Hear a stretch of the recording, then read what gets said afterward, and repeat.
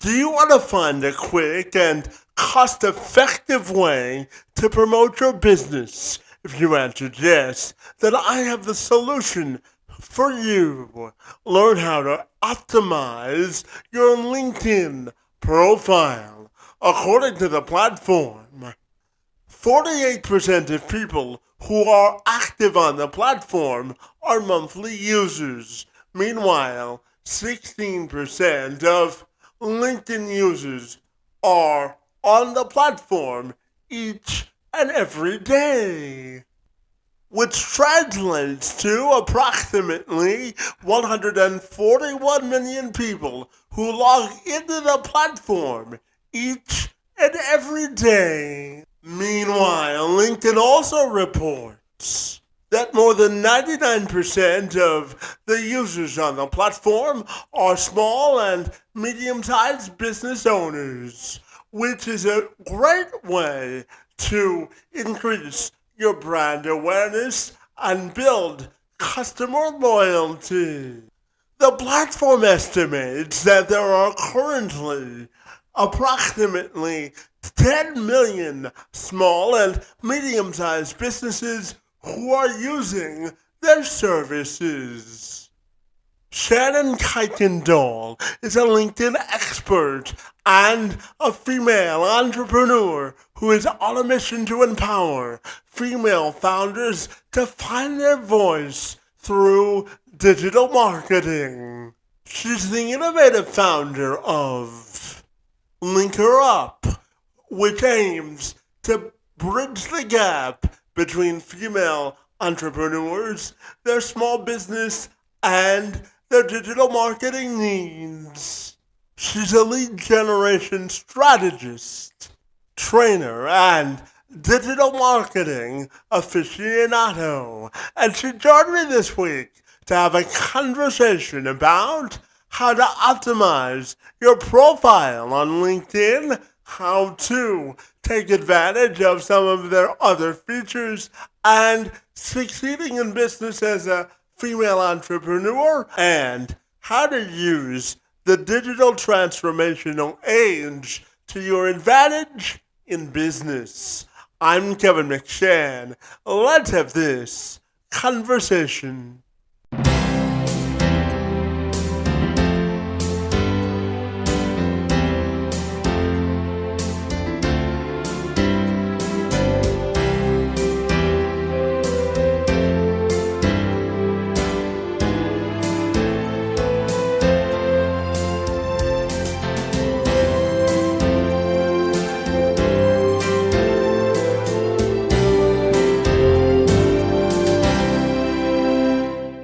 Shannon, if you're ready, I'll take a moment to welcome you to the program, and I'm super excited to learn how you help women succeed in business. Great to see you this afternoon, and thanks so very much for a few minutes.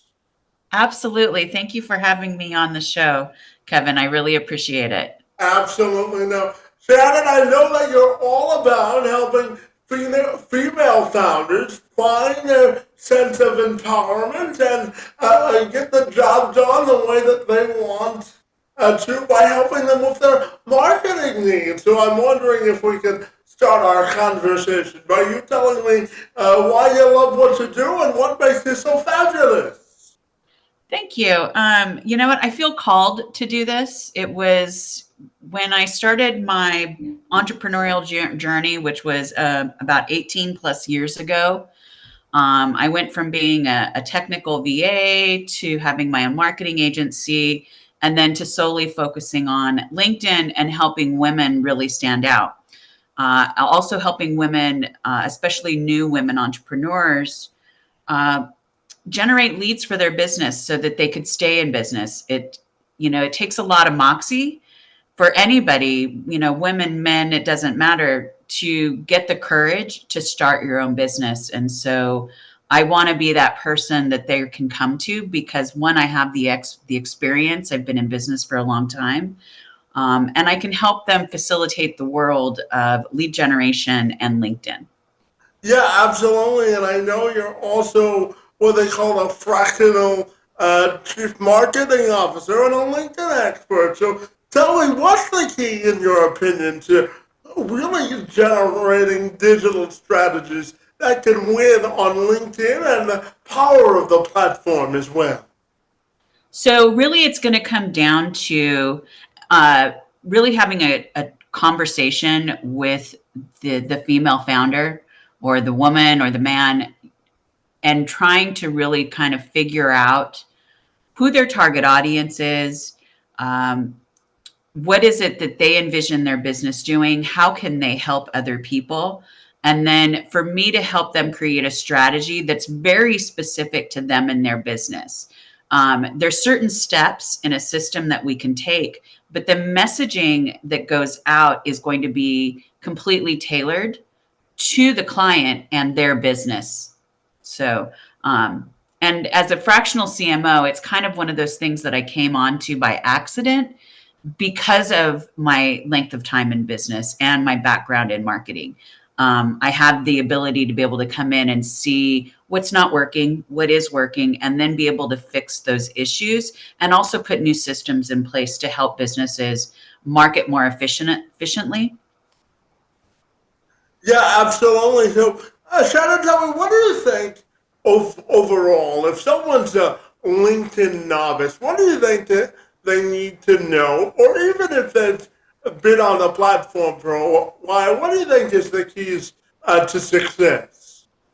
The key to success is really about consistency and showing up on the platform.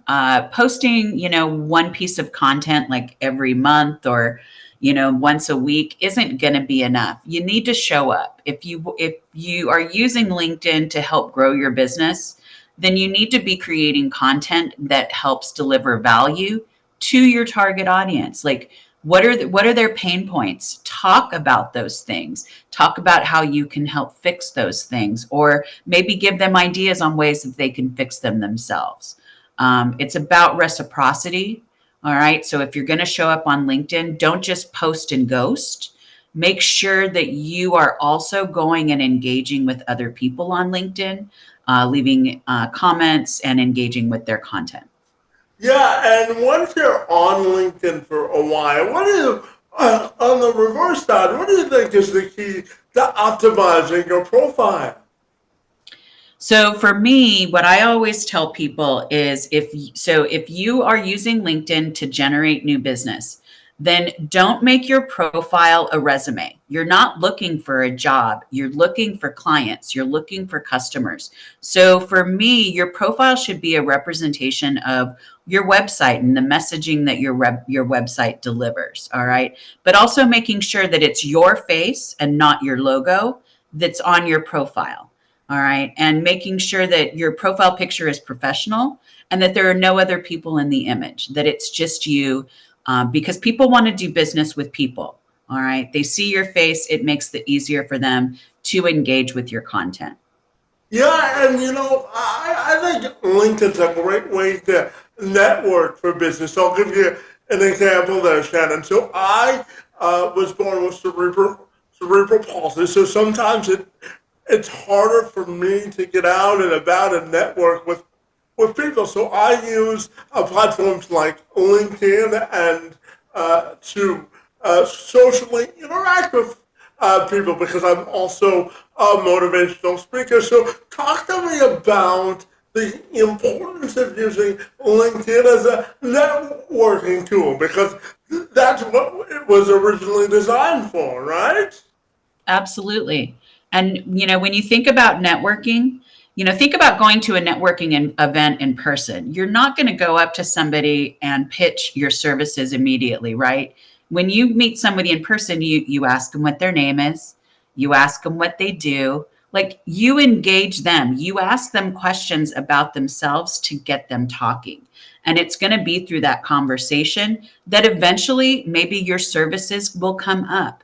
But to come right out the gate and pitch, that's not the way to do it. And so you want to think of LinkedIn as like you're networking in person.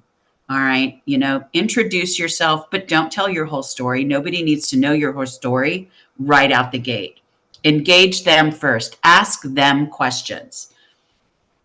Yeah, absolutely. So, what do you think is the key to asking the right question to engage someone's interest on LinkedIn? So, like for me, because I'm a LinkedIn expert, usually I will ask people, like, one of my questions is, do they have creator mode turned on for their LinkedIn profile? Creator mode is what allows LinkedIn to serve up your content into the feed so that it gets more eyes onto it. All right. So I will always ask them, do you have creator mode turned on? If they don't have creator mode turned on, I'll send them a quick little video that shows them how to do it. There's no cost in doing that. And that's me engaging with them engaging with me and seeing that I've provided them value in some way. The other question I will ask is, how often are you writing content on LinkedIn? Do you have a schedule? So those are, and I just ask those questions. I don't fill in any more information, because what I'm looking for is a reply back that's longer than a yes or no answer. Yeah, absolutely. And, I want to know about your top three non negotiables when it comes to achieving success from a digital marketing standpoint, because I know you've got an extensive history there. So, what are your top three non negotiables for achieving digital marketing success? So my number one is, I don't negotiate my rates. The moment that someone negotiates my rates, it tells me that they don't see value in the service that I'm offering. So I don't negotiate. But I do have other ways that people can work with me that isn't necessarily done for you. So that's my first one. I don't negotiate. The other thing is I set a schedule for when I'm going to do either sales calls or podcasts, so that I can make sure that I'm getting my administrative business work done and keeping it up to date, and also making sure that I'm staying in contact with my clients. Um, and then let's see, my third non-negotiable. Um, they need to be the right fit. I am totally okay saying no, that I can't work with somebody if I feel like they're not the right fit. Yeah, absolutely, and it's uh, important to be selective as you grow in business, because you don't want to spread yourself too thin, right? Exactly. Exactly. Absolutely. And, Shannon, LinkedIn has so many features outside of the general profile. So when we look at the other features LinkedIn has to offer, what do you think is the key to using them to your competitive advantage in business? So, one of the things that I know that LinkedIn is going to be doing in 2024 is they're really going to be doing things that encourage people to actually upgrade to a paid subscription of the platform. They're really Mhm. going to start pushing that. So, if people are using the free version of LinkedIn, just know that if you're posting content, it may not be seen by as many people, because LinkedIn wants you to upgrade to their premium service, which for me, I'm fine with, because I use LinkedIn so often and it has helped me grow my business. So I do pay for I do upgrade to a paid subscription. So I think that is going to be the big thing, that if you really want to get traction on LinkedIn, make the investment. It's about $70 a month. Make the investment, just so that you make sure that you can stand out on the platform. Uh, I think that's going to be the big thing that we're going to see this year. Yeah, absolutely. And, Shannon, as I mentioned, I do some, outside of hosting this podcast, I do some work as a professional speaker, and I often use LinkedIn for cold outreach. And, one of the things that's worked for me is um, giving a couple of sentences of an introduction to start the conversation, and really allowing them to invest in me by the little I give to them, because then it piques their interest. So tell me, if I'm a speaker and I want to generate more leads on LinkedIn, what do you think is the key to accomplishing that goal? So you're already doing the cold outreach. So the next step with that would be to make sure that you are putting content and offering value on regularly. So like create a schedule and post content on that schedule and be consistent with it and be persistent with it. Because when you are doing your cold outreach and reaching out to people, the first thing they're doing is they're looking at your profile. All right. They need to know who you are and what you do within those first couple seconds. All right. But if you're posting content, that's the next thing that they look for. They're going to scroll down and say, okay, this person posts content on a regular basis. Let's see what Kevin has to say. All right. So making sure that, because it's when we're doing cold outreach, we're taking. All right. But when we provide content and value, we're giving. So it's got to be equal give and take. You can't just like, I don't work with clients where all they want to do is just the lead gen portion of it. Because if they're not writing content and offering value, then my efforts are wasted and they're not going to generate the kind of leads or quality leads that they're looking for. So it's Yeah, got to be both. absolutely. And Shannon, I know that you love to travel and you use your traveling experiences so that you can show up better for your clients. Tell me why it's important for you to mix business and pleasure and how it helps you better serve your clients, my friend. So you've heard the term happy wife, happy life. So Absolutely, yeah. even though I'm not a wife, I am a firm believer that I need to be able to take care of myself and fill my cup. Travel does that for me. And when I am at my best, I show up at my best for my clients. I provide a lot of different things to help them with their businesses.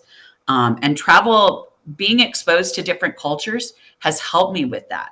Um, Traveling, when I started traveling, it was right at the beginning of me launching my LinkedIn business. And it was through the 2 years of traveling that I was able to build my business into what it is today. The pandemic hit, that stopped all my travel. I haven't been anywhere. I've been back in the States since 2019. But I do plan to eventually start traveling again, but not at the capacity that I was traveling from 2016 to 2019. And where's the most favorite place you've traveled? I'm curious. My most favorite, also the one that gave me the most anxiety, was Morocco, Marrakesh. So, Why did it give you anxiety to travel to Morocco? because of the way that the men treat the women there. Ah, And so I was very concerned about being manhandled. And so I had anxiety about that. The thing is the anxiety was in my own head, because when I did finally get out of my own head and I went into the Medina and I actually rented a car and I drove around the country, also went out to the Sahara Desert and rode a camel, spent the night at a Berber camp. Like the whole experience of Morocco was one of the most memorable and enjoyable experiences I've ever had. Like it has left a lasting mark on me. And the country is so incredibly beautiful. I think when people think of Morocco, they think it's nothing but desert. It is rolling hills, it's mountains. You've got the Atlas Mountains there, like the food, like everything about it, the colors. It's just a phenomenal place. So, absolutely. And, Shannon, I also wanted to talk to you about the concept of women's empowerment and really empowering women in business because I know that's important to you as the founder of your own company that helps female small business owners really level up in every aspect of their business. So tell me why women's empowerment is so important to you. because I'm a woman and I've gone through the struggle. I've been in situations where, like marketing, the entrepreneurial journey, when I go to events, it feels very male dominated. And I see a lot of men get called up to the stage and not a lot of women. So there's not that diversity of information. And so I just felt like, and I've always kind of been the person that pushes back. an example of that would be is I was a partner with a company called Digital Marketer, and they put an email out to all of us partners and said, hey, we're buying t-shirts.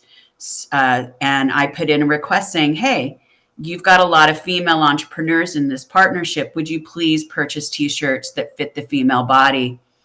And there was one, there were a bunch of people that liked my comment. And then one woman said, well, I happen to like a male t-shirt. And to me, that it just felt defeating. Mm-hmm. And of course, there were no female fitted t-shirts that were bought. And then I eventually left the partnership because it was very much a good old boys club. And I want women to know that they are seen and they are heard. And we just need to step out of our own way and show up. Yeah, absolutely. And, Shannon, I'm also wondering your thoughts on the power of automation when we talk about telling a digital marketing story, the successes, the drawbacks, and everything in between that comes with automation when you're telling a digital marketing story. What are your thoughts there? So with part of what I do, part of my cold outreach is automated, but only a small portion of it. It's just the portion that's being sent, but everything else is handled manually. Because I'm the one that's seeing the replies, and I'm making sure that whatever action needs to happen after that reply, I'm handling it manually and appropriately.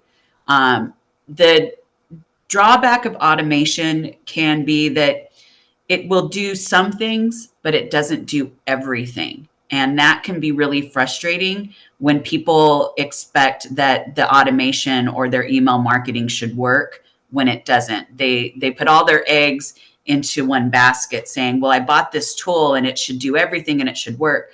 And you know what? Sometimes tools don't work the way that they're supposed to. And it's about having patience and grace to deal with that instead of getting really frustrated and screaming at, the customer service rep because it didn't work. But the point of automation in a business is to help make it more efficient. It's to free yourself up and give you more time to do the other things in your business that you want to do, or maybe give you more free time to spend with your family, whatever you want to do with that free time. Automation is meant to help make things more efficient. And I'm a firm believer that every business should have some form of automation set up, whatever that is. Yeah, absolutely. And, Shannon, I'm wondering your thoughts on finding your voice through digital marketing and how business owners can use it as an advantage to find their voice as they're building their businesses. What are your thoughts there? Trying to find your voice can be kind of hard. I recommend, if you're trying to find your voice, don't start writing content and copy and just kind of guess at what you think your voice is. I encourage you to go to platforms like Udemy, and train yourself. I'm a firm believer in continued education. Mm-hmm. I always will invest in some form of continued education that has to do with my business every year, because I don't want to be one of those gurus that's stuck in a mindset from 5 years ago, maybe even 2 years ago, because the one thing that I find with marketing is it's cyclical.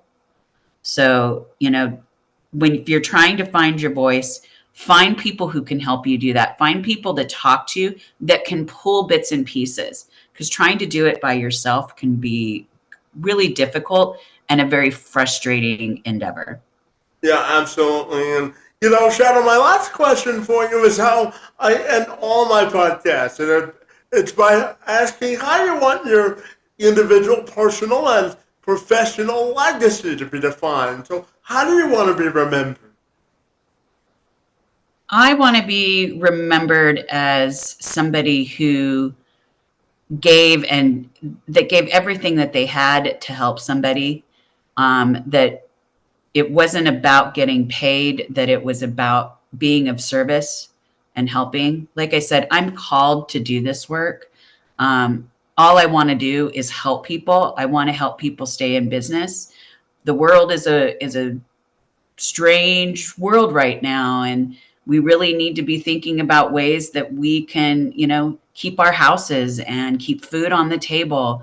And if that means that I provide somebody with information to help them with their business and I don't get paid for it, I'm 100% totally fine with that. So I just want to be remembered for being the person that was like, you know what, she was great. She really helped me out. Like, or she said something that made a difference in my life. That's what I want to be remembered. Yeah, life is about paying it forward, isn't it? 100%. Absolutely. And Shannon, finally tell me, if people want to get connected with the good work that you do, what's the best way they can do that? Best way for them to do that would be to go to linkherin.com.